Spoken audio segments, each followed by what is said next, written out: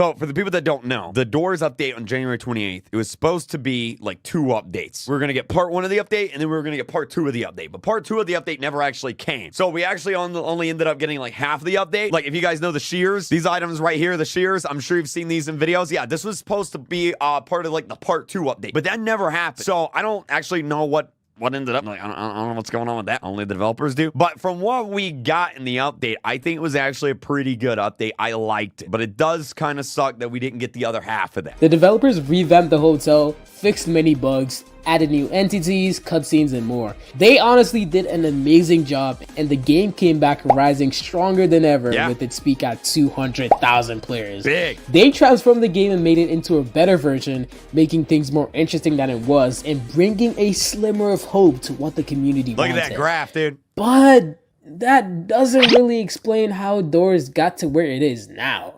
Frankly, the game dropped worse than it did pre 1.5. The game's player count had been steadily dropping, and it only averages about 20,000 players now. And it was for the exact same reason as before. The game got repetitive.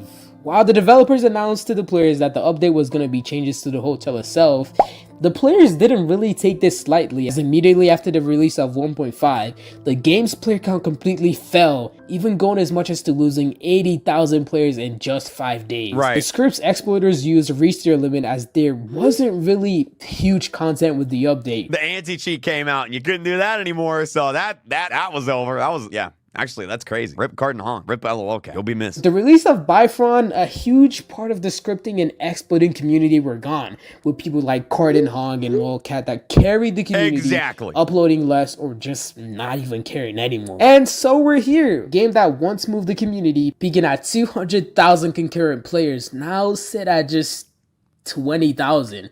And honestly, I'm not sure if there's really a way to break out of this curse. The community can't always come up with content to make the game stay alive. Right. And even when Floor 2 does get released, the sad thing is that Doors will always find its way to come back to this route.